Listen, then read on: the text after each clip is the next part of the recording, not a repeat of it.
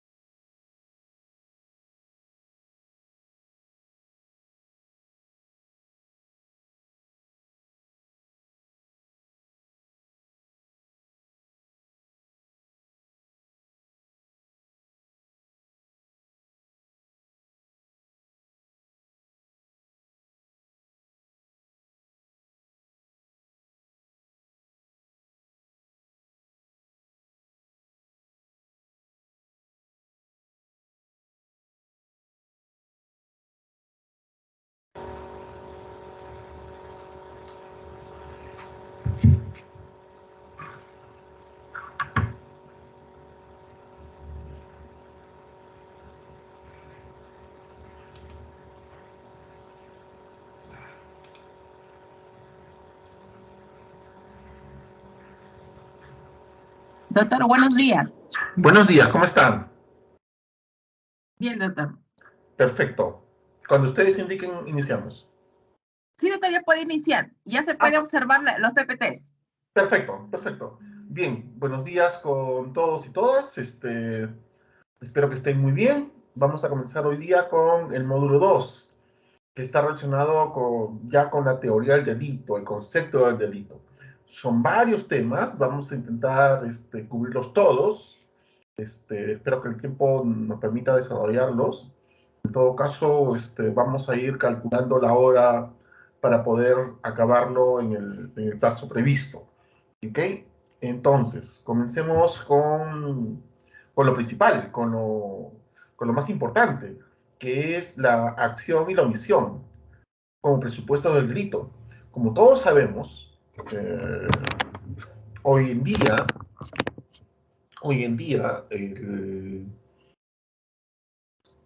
la teoría del delito se encuentra en un estado de tal vez cambio, tal vez en un proceso, ¿ok? Como todo. Porque al clásico dominio del finalismo como marco de generador de una teoría del delito, el funcionalismo en los últimos años ha tenido un gran avance.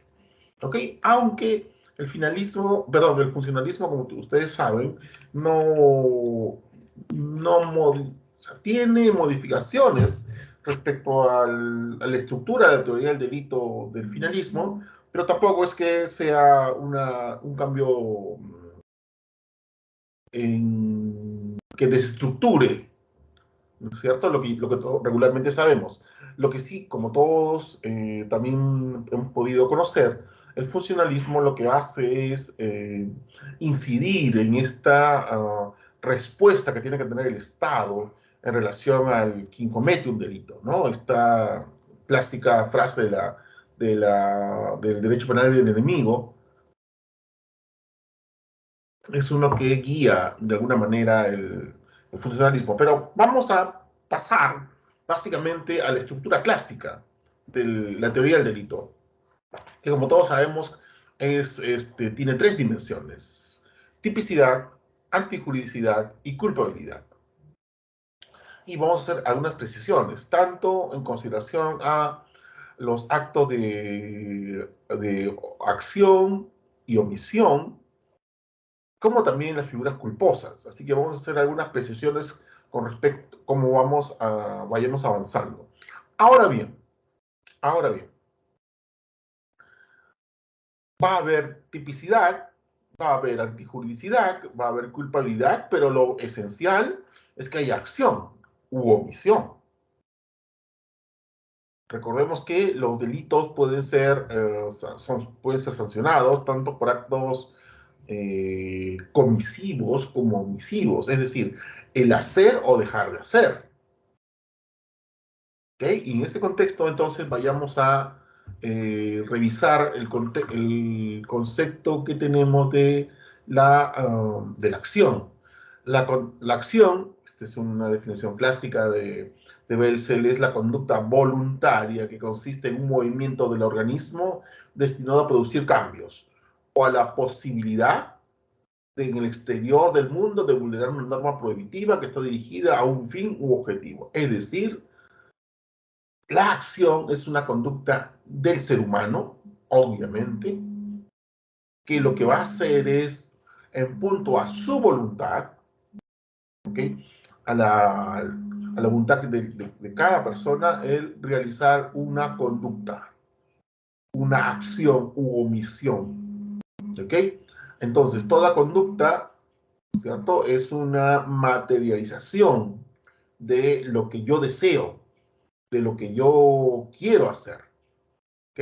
Por lo tanto, los delitos dolosos son procesos, se señala, de comunicación en los que el autor quiere alcanzar un objetivo. O sea, quiero golpear, quiero matar, ¿no es cierto? Y conduce esta actividad en torno a este objetivo. O sea, ¿qué es lo que yo necesito para lesionar? ¿Qué es lo que necesito para matar? ¿Qué es lo que necesito para violar, para hurtar, para robar? ¿No es cierto? Y proyecta su pretensión mediante la manifestación de su voluntad. Por tanto, es una conducta consciente y volitiva.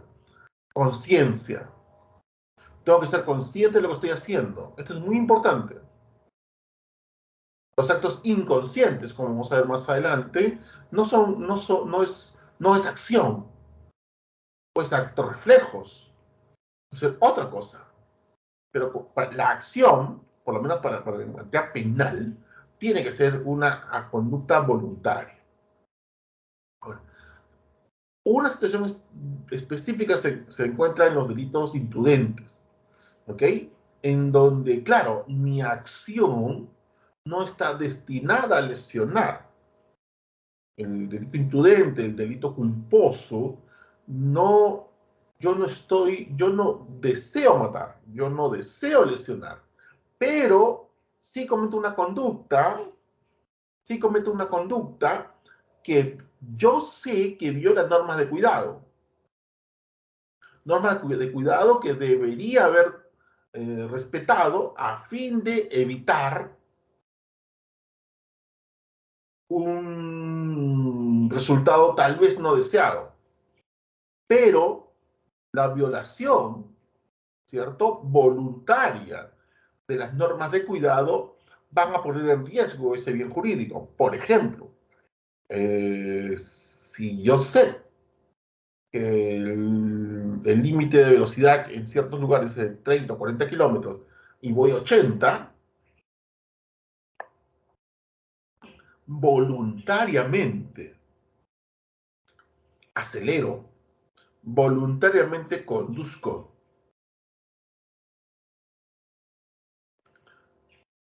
Y por lo tanto, entiendo que la realización de esa conducta que viola normas de cuidado pone en riesgo la vida o integridad de las personas. Yo sé que si en un centro comercial, en los alrededores de un centro comercial, conduzco a 80 kilómetros por hora, sé que estoy violando las reglas de tránsito y sé que eso pone en riesgo otros bienes jurídicos. ¿Ok? Lo mismo en el manejo de un arma. Si yo manejo un arma sin el cuidado debido frente a una persona, es evidente que, pues es entendible que se dé el supuesto en el cual yo no quiera matarla. Pero si yo hago un uso displicente, descuidado, y en ese contexto ocurre un resultado que no quise, sí se me va a imputar ese delito en punto a la culpa, a una figura de delito culposo.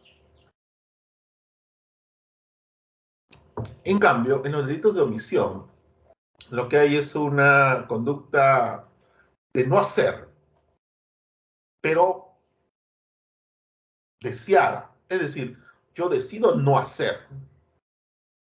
¿Sí? No hacer cuando sé que debo hacer. Me abstengo de realizar una conducta, estando yo en una situación en la cual sé que debo de hacerla, ¿cierto? Y así evitar la puesta en riesgo o la afectación de un bien jurídico. ¿Ok? El salvavidas que viendo que una persona se ahoga, no la rescata. Yo no hago. Yo no he hecho nada para lesionar o matar a esa persona, pero yo sé que mi omisión, una omisión dolosa, pone en riesgo la vida o la integridad de esta persona. Entonces, vamos a observar entonces que en las formas básicas de imputación que recoge nuestra legislación son delitos de comisión, donde yo hago algo voluntariamente, que puede ser doloso, cuando quiero lesionar directamente el bien jurídico, o culposo, cuando yo violo normas de cuidado, eh, asumiendo el riesgo de que violando esas normas de cuidado se pone en riesgo o se puede afectar un bien jurídico determinado.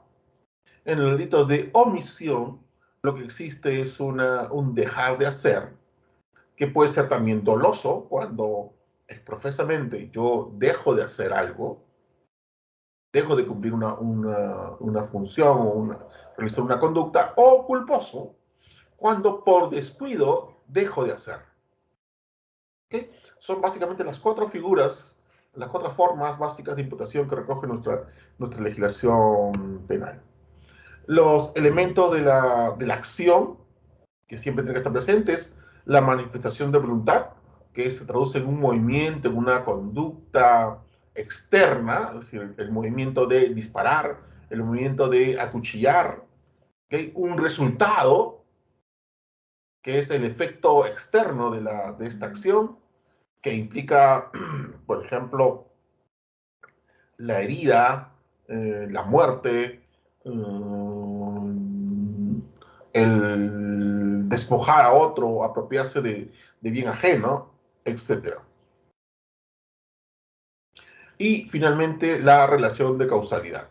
Es decir, que entre lo que yo he manifestado, o sea, mi conducta, y el resultado, hay una relación de causalidad. ¿Ok? Es decir, si yo disparo, ¿ok? Eh, si yo disparo a 2 metros al rostro de una persona, sé que la voy a matar. O sea, hay una relación de causalidad entre lo que yo hice y el resultado, muerte. Pero también puede haber una, una muerte utilizando, por ejemplo, a terceros. ¿Ok? Por ejemplo, la conducta de yo tener 3 o 4 perros adiestrarlos para atacar y lanzarlos contra una persona, ¿okay? ¿Cuál es la causa de la muerte? Las mordidas, el desgarro, pero esa no es la acción, porque se entiende que estos animales no tienen una manifestación de voluntad, ¿okay? O en todo caso, esa no es imputada como delito. Lo que se va a imputar como delito es que yo utilicé a estas personas, perdón, a estos animales, a estas mascotas, para dar muerte. Entonces ahí se establece una relación de causalidad. La relación de causalidad, hay todo un desarrollo que no vamos a tener tiempo para trabajar aquí, pero ese es un aspecto que tiene que ser desarrollado de manera adecuada. ¿Okay? ¿Cuándo existe, en qué casos podemos observar una ausencia de acción? A pesar de que hay un resultado. En primer lugar, lo que es la fuerza irresistible. ¿Okay? Artículo 20, inciso 6. Se excluye responsabilidad al que obra por una fuerza física irresistible. Esta fuerza física irresistible puede provenir de la naturaleza o de un tercero, lo que cuestiona que el agente activo que actúe sin capacidad para controlar el movimiento motriz de su cuerpo. En este caso, lo importante es que se produce que una persona actúa sin capacidad de control. Esta fuerza física irresistible debe ser absoluta, es decir, el sujeto no debe tener la posibilidad de actuar de otra forma. Por ejemplo, yo estoy sosteniendo a una persona, ¿ok? Estamos sosteniéndola o agarrándola cerca al borde de un precipicio, observando el paisaje.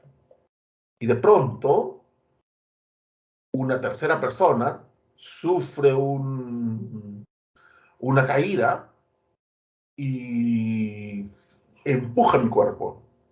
Y yo, sin voluntad, sin, sin querer hacerlo, fuerzo la caída de la persona a la cual estaba sosteniendo. ¿Hay ahí una acción? No, hay una fuerza física irresistible. O también eso es una conducta, a partir de una conducta de un tercero, pero también pudiera ser que fuese una fuerza física irresistible, producto de la naturaleza. Es decir, por ejemplo, yo estoy, ¿cierto? Sosteniendo a una persona y de pronto recibo una descarga eléctrica, ¿ok? Eh, y suelto a la persona a la cual estoy sosteniendo. ¿Hay ahí una conducta? ¿Hay una acción? No, hay una fuerza física irresistible que permite, ¿no es cierto? Que hace que mi cuerpo deje de tener voluntad y pase a ser un objeto mediante el cual se realiza el hecho. Ahora bien, hay que tener cuidado aquí, porque si yo, sabiendo que existe una fuerza irresistible, voluntariamente me pongo a merced de esa fuerza irresistible para que mi cuerpo una, ejerza o traslade el movimiento necesario para originar un delito, en este caso mi conducta será dolosa y el uso de esta fuerza irresistible no se considera como falta de acción, sino hay una acción. Yo voluntariamente me puse en ese estado o he utilizado esa fuerza irresistible para, ¿cierto?, convertirme en el autor de esa conducta, pero obviamente argumentar que había una fuerza física irresistible. En el mismo ejemplo,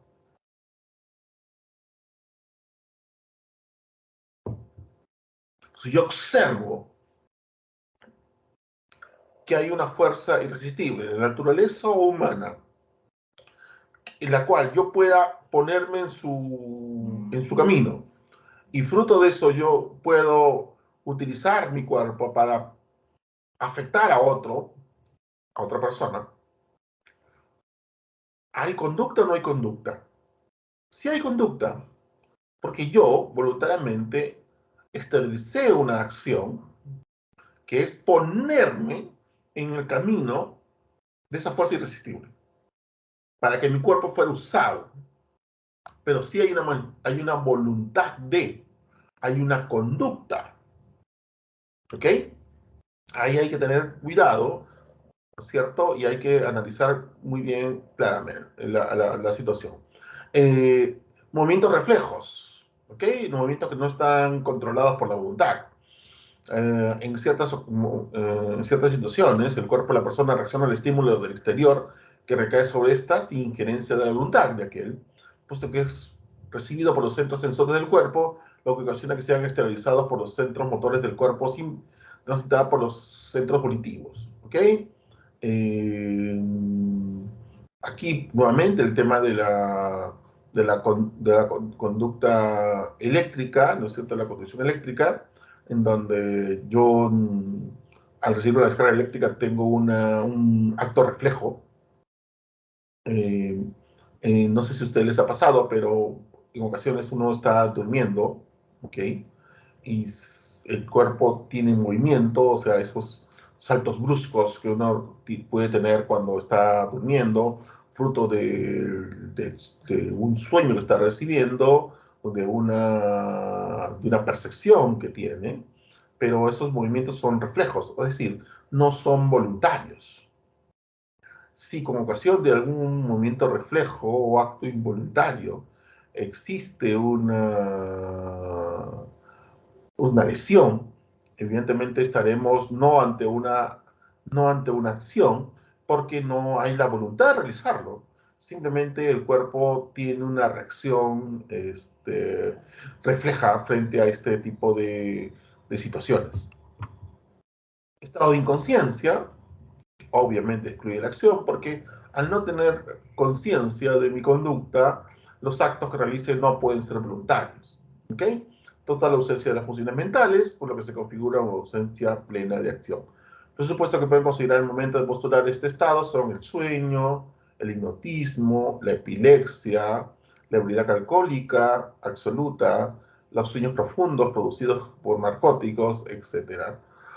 Aquí también hay que tener cuidado porque, por ejemplo, si yo voluntariamente me pongo en estado de ebriedad alcohólica absoluta, o sea, bebo hasta no poder más, y sé que eso va a originar entonces, por ejemplo, que yo deje de hacer algo,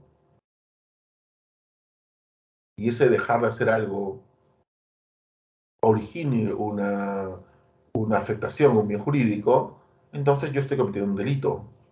Porque estoy voluntariamente introduciéndome en un estado de inconsciencia para, a partir de ello, justificar una conducta omisiva.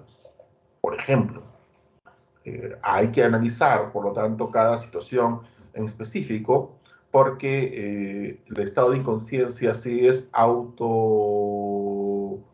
autoimpuesto, y hay un plan en el intercriminis que determina que eso es necesario para que yo pueda realizar la conducta o omitir la conducta, mejor dicho, en este caso. Esto también constituye una acción. ¿Por qué? Porque ha habido una libre decisión de realizar una conducta, ponerme en estado de ebriedad, por ejemplo. ¿Okay? Si bien en principio el estado de ebriedad podría implicar una ausencia de un estado de inconsciencia y por lo tanto una ausencia de acción, hay que considerar cuando la persona profesamente se pone en esa situación. La omisión, como ya hemos señalado, es un delito que consiste en abstenerse de una actuación que constituye un deber legal. Por ejemplo, asistencia a un menor incapacitado, o alguien se encuentra en peligro manifiesto y grave. Porque si yo lo hago y sé que tengo esa obligación, y voluntariamente dejo de hacer, evidentemente estoy cometiendo una acción, estoy realizando una conducta.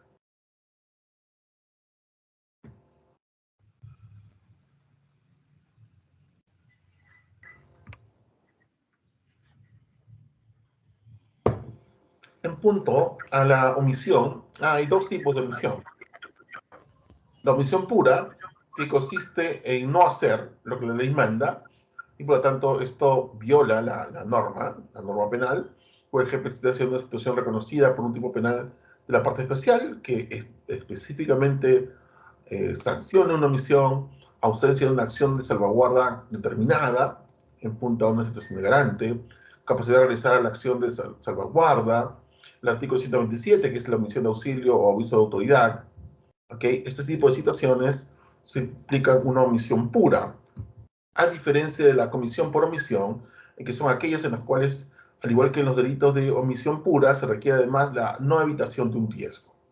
Un ejemplo clásico: un hombre acepta voluntariamente ser padre, asumiendo de esta forma una situación jurídica de garante sobre la protección del bien jurídico de su hijo. El padre, que al omitir alimentar a su hijo, le ocasiona la muerte a causa de una inanición, responderá por el filicidio de este. Un caso extremo, en verdad. ¿Okay? Es importante, entonces, en este contexto, establecer la posición de garante, que tiene que existir, la equivalencia normativa, que también debe de existir. Bien, pasando este punto de la acción, omisión, vamos ahora al primer nivel de la estructura de la teoría del delito, nuestra conocida tipicidad. Y vamos a ir diferenciándolo en relación a si estamos ante un delito doloso de comisión, doloso de omisión y o culposo. ¿Ok? Comencemos con lo básico, el tipo objetivo. En todos estos casos siempre tiene que haber un tipo objetivo. El tipo objetivo es quien se divide en varios aspectos. Un primer aspecto, un primer elemento, el sujeto activo. Es decir, la persona que realiza la acción, comete el delito. ¿Sí? Regularmente, como todos sabemos, esto está plasmado en la norma penal como el que, aquel, quien, ¿okay? Que son las formas clásicas en las que la norma penal regula la existencia del sujeto activo.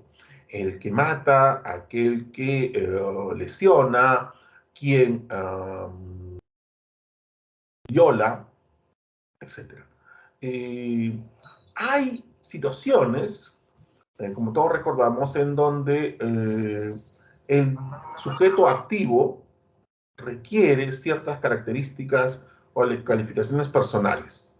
Por ejemplo, en los delitos contra la administración pública, en muchos de ellos se requiere que sea funcionario servidor público para cometer el ilícito. La norma lo dice expresamente. El funcionario servidor público que realice tal conducta cometerá o será sancionado con pena de, y esto constituye delito de. ¿Ok? Entonces, los delitos comunes son aquellos en donde el sujeto activo puede ser cualquier persona. No se requiere una calidad o una calificación especial. En cambio, en los delitos especiales, la norma regularmente va a establecer, o debe establecer, mejor dicho, un sujeto específico, funcionario o servidor público. Él.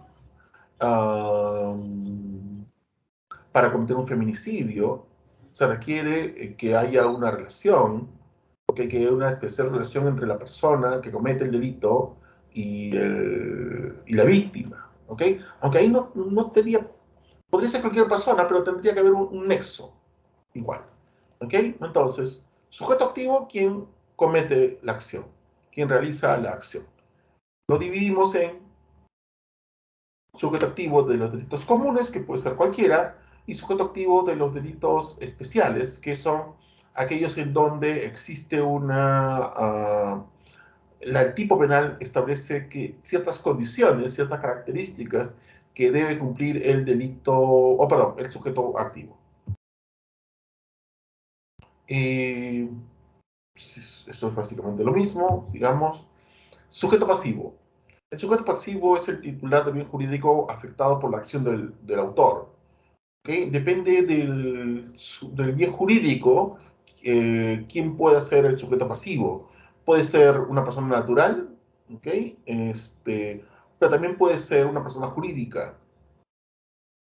Eh, por ejemplo, en un delito de estafa, un punto es si yo estafo, por ejemplo, a un funcionario de una empresa,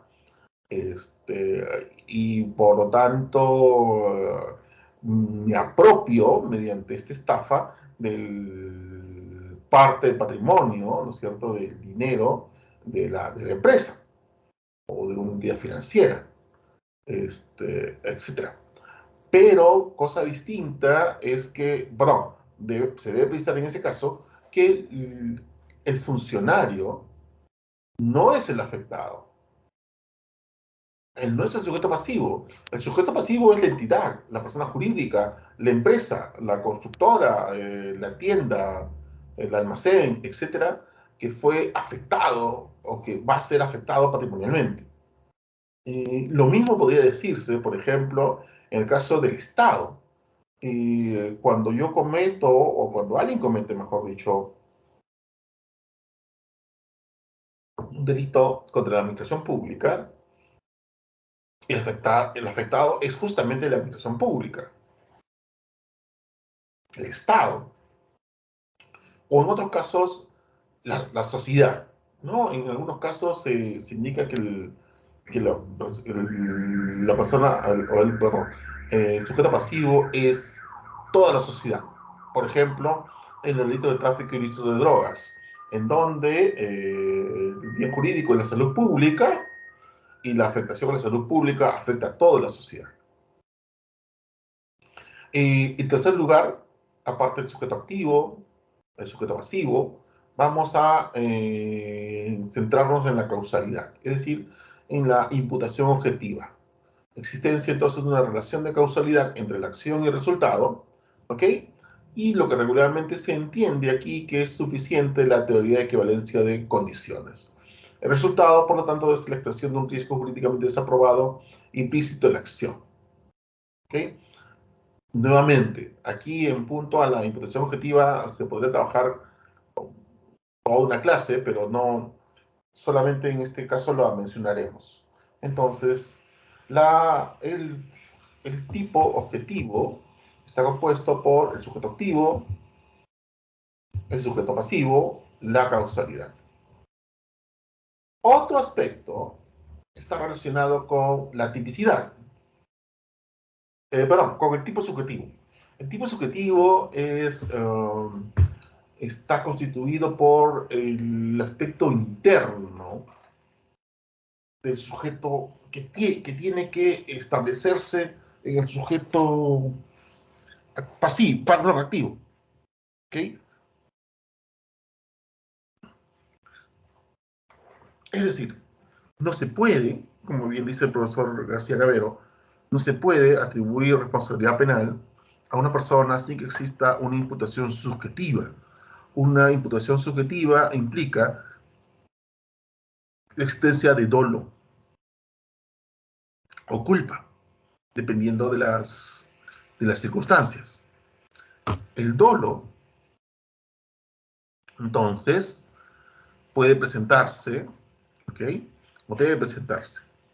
Ah, en ocasiones, en ciertos tipos penales, aparte del dolo, se establece o se observa la presencia de otros elementos subjetivos distintos al dolo. Y finalmente vamos a trabajar el tema del error de tipo. ¿Ok? Sigamos entonces. Dolo. En términos resumidos, conocimiento y voluntad. ¿Okay? Del sujeto a realizar el hecho tipificado objetivamente en la figura delictiva. Conocimiento, yo debo saber, ¿ok? Que apuntando un arma ¿cierto? Y si la disparo, esto va a originar la muerte o la lesión. Y voluntad, que es que conociendo estas circunstancias, yo voluntariamente realizo la conducta que va a originar la afectación del bien jurídico. ¿Qué sucede si yo no tengo ese conocimiento? Pudiera ser que una persona no tenga el conocimiento de que disparar origina una muerte. Sería muy difícil establecer la existencia de una persona que, si por ejemplo tuviéramos una persona que perteneciera a un pueblo aislado, a un pueblo indígena aislado, que nunca ha tenido conocimiento de un arma de fuego, y por circunstancias determinadas se le pone, tiene en sus manos un artefacto, un arma de fuego, y realiza la maniobra, esta persona ha deseado matar, ha tenido conocimiento de que gatillando el arma y apuntando a otra persona va a originar su muerte. No. Habría que tener, tendría que existir una circunstancia muy, muy extraña en donde yo no desee o no conozca.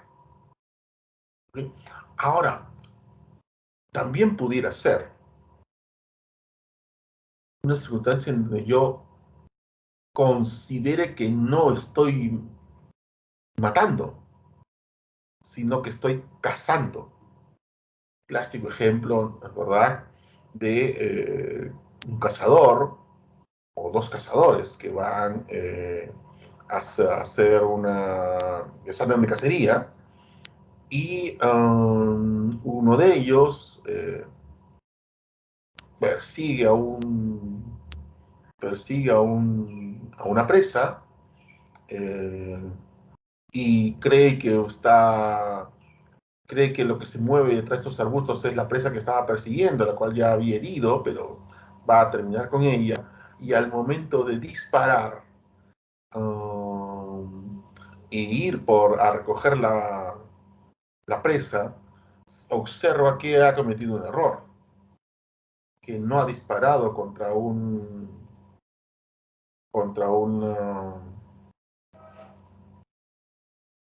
que no ha disparado contra una presa, sino que lo que ha hecho es matar a una persona. Una persona que circunstancialmente pasaba por ahí. ¿Ha habido un conocimiento y una voluntad de matar a esa persona? No. No ha sido no ha habido ni el conocimiento ni la voluntad de que estaba disparando contra esa persona.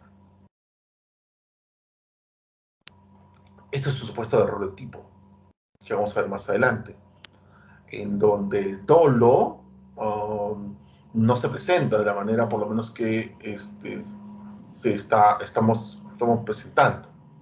¿Ok? Entonces, conocimiento y voluntad, elementos o integrantes básicos del dolo, conocimiento y voluntad. El dolo implica este primer elemento cognitivo, intelectual, ¿no es cierto? Se indica la voluntad no existe si no está presente el conocimiento de los hechos, lo que indicaba el profesor Villavicencio. ¿Ok? Entonces, yo tengo que tener conocimiento de la relación de todos los elementos estructurales de la imputación objetiva. Se supone, ¿cierto?, que conocimiento de los aspectos descriptivos, normativos, elementos de la autoría, causalidad y resultado publicables en el tipo penal. Para ser más específico, para actuar dolosamente, el sujeto de la acción debe saber qué es lo que hace y conocer los elementos que caracterizan su acción como típica. Asimismo, no basta tener el mero conocimiento de los elementos objetivos del tipo, es necesario además querer realizarlos. Conocimiento y voluntad, lo que ya habíamos señalado previamente. Este, hay un elemento volitivo que es el elemento cognitivo, ese es lo que tenemos como conocimiento, y el elemento volitivo es la voluntad. Quiero hacerlo. Como dice ese recurso de nulidad, de tenerse en cuenta que no existe acción penal relevante cuando falta voluntad, de modo que un resultado queda fuera de ámbito de protección del derecho penal cuando ha sido causado fortuitamente.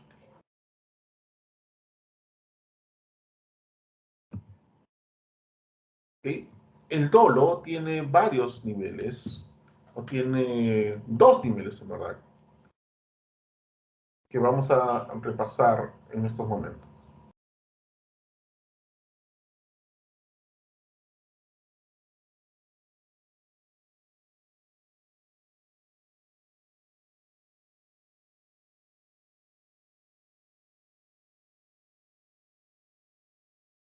¿Ok?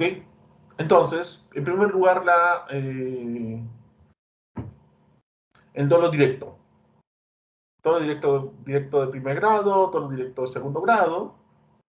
Y hay dolo directo básicamente cuando el resultado típico o la acción típica es el objetivo perseguido por el sujeto. ¿Ok? Quiero matar y lo mato. ¿Ok? Existe una identidad entre el autor, lo que yo quiero y lo que obtengo. El dolo directo de segundo grado es cuando la persona, el sujeto activo, al realizar un hecho advierte que además del resultado que busca generar, va a producir otros resultados que están vinculados al principal de manera necesaria e inevitable. Aquí se señala el aspecto cognitivo del dolo, ya que el sujeto activo no quiere directamente las consecuencias que se va a ocasionar, pero las admite como necesarias vinculadas al resultado principal que busca. Claro, es un poco, son ámbitos distintos. El dolo directo es cuando yo quiero matar a una persona, disparo y la mato. No hay duda alguna que yo quise matarla. El dolo directo en segundo grado es cuando yo quiero matar a alguien, ¿ok? Pongo un explosivo para matarlo, ¿ok?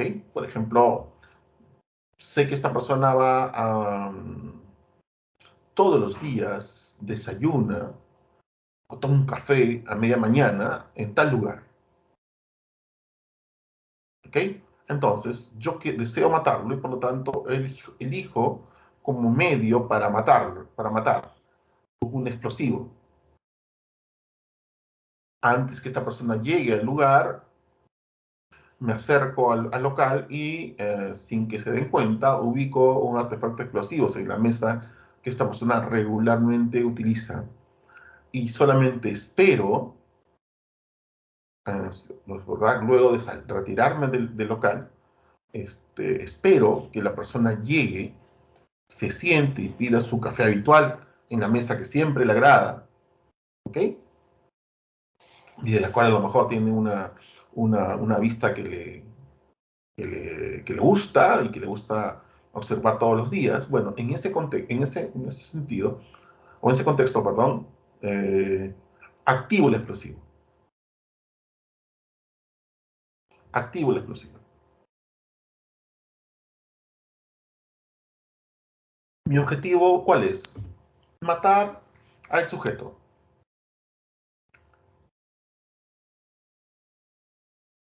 Pero no deseo herir a otras personas.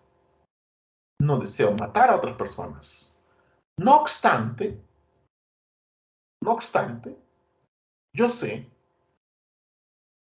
yo conozco que es que hay un riesgo, un alto riesgo,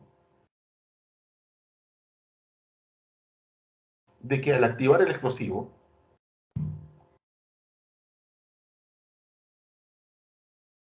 pueda herir o pueda matar a otras personas. Es casi inevitable que alguien más sea lesionado, producto producto de la explosión. ¿Cómo se me imputa eso?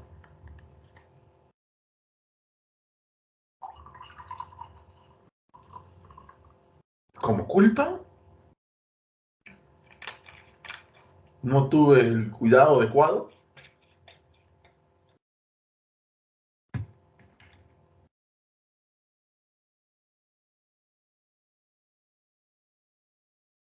No. Ahí lo que la persona realiza es que tiene un objetivo central, pero acepta que como parte necesaria,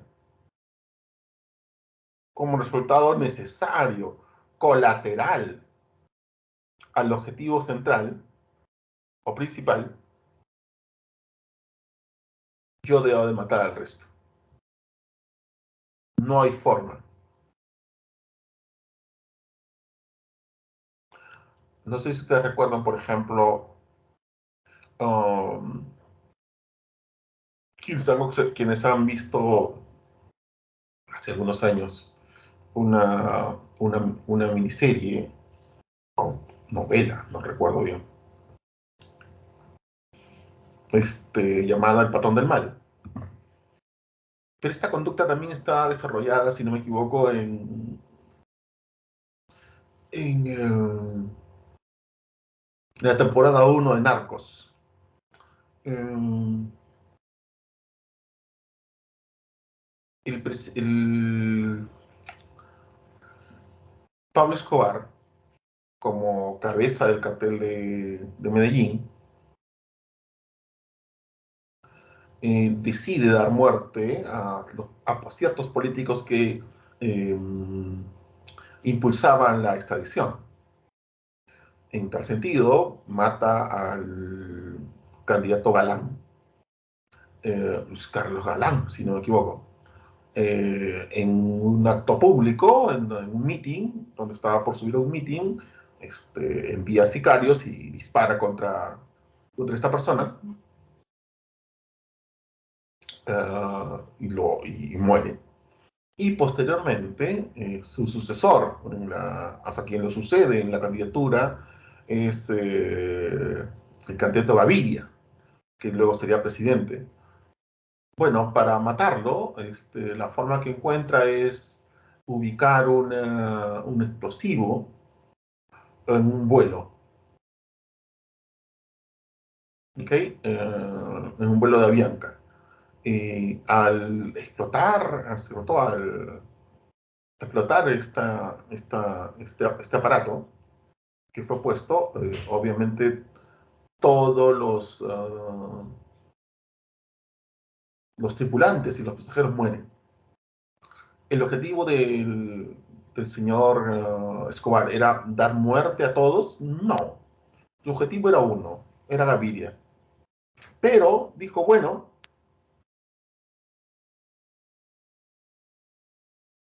es inevitable, es necesario que mueran el resto para yo obtener este resultado, lo que yo deseo.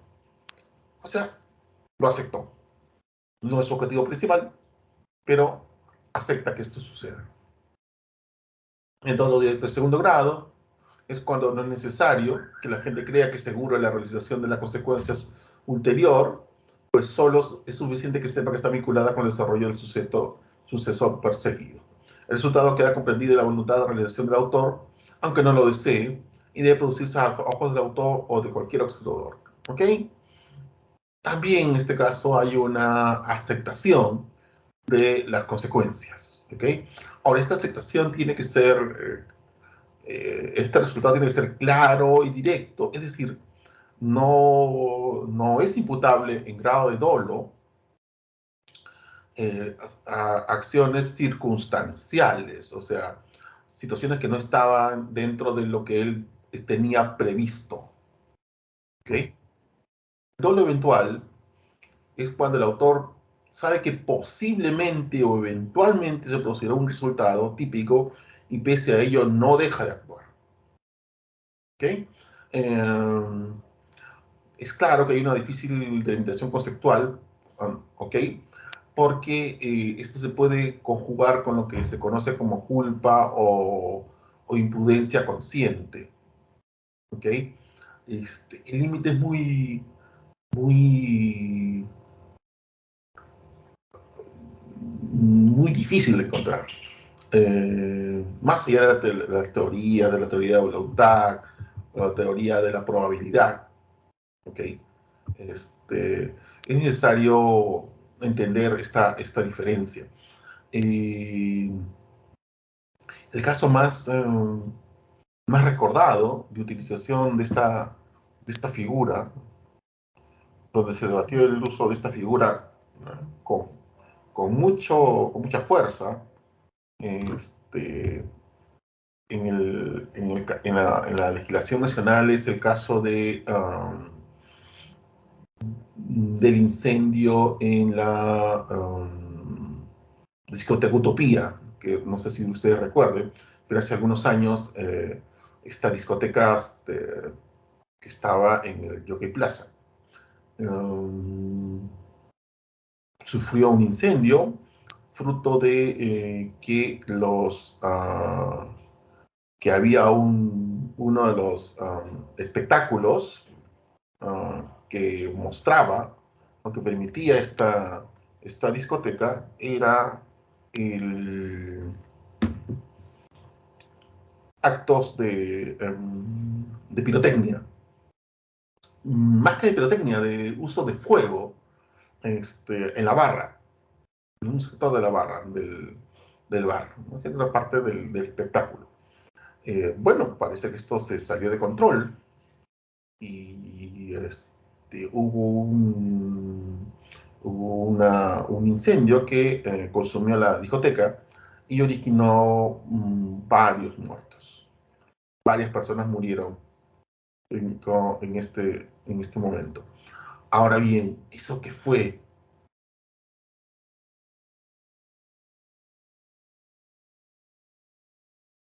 ¿Dolo?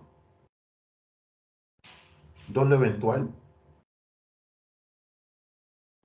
¿O fue culpa? Gran duda.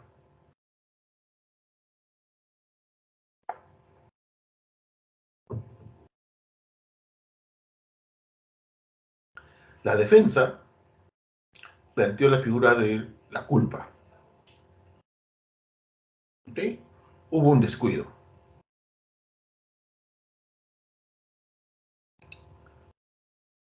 La defensa de las víctimas incidió en utilizar la figura en la necesidad de utilizar la figura del doble eventual y eventualmente fue la posición del Ministerio Público. ¿A qué va? Que los materiales los materiales de la discoteca, altamente inflamables, el cierre, el cierre de las puertas de emergencia que hubieran permitido la salida de estas personas, el cierre voluntario de estas puertas,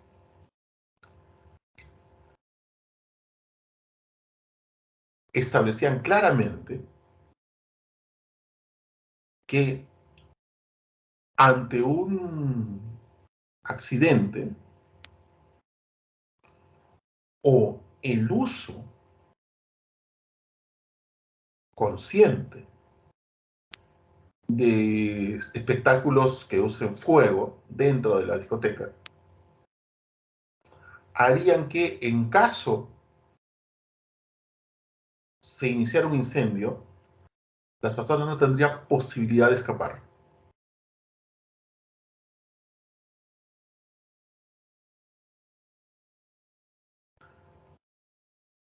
¿Esta decisión es culpa o es dolo?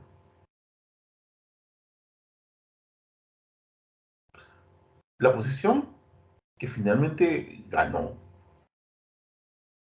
estableció la idea, y fue el profesor Nagasaki quien, si no me equivoco, quien asumió la defensa de las víctimas, asumió la idea de un dolo eventual.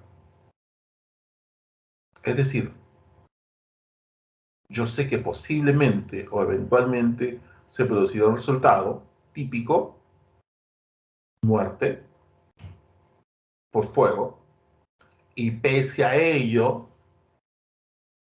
autorizo el uso de fuego en el local, conociendo, conociendo que he instalado en este local un conjunto de productos, o sea, el material altamente inflamable, y que las puertas o las salidas de emergencia estaban bloqueadas. Sabiendo esto, yo uso fuego, o permito el uso del fuego. Lo promociono como parte del espectáculo. En este caso, se desarrolló la hipótesis del uso del dolo eventual, aunque hay que reconocer que la diferencia entre dolo eventual y la culpa consciente es bastante estrecha, ¿no? Regularmente, en el caso peruano, utilizamos la teoría de la probabilidad, um,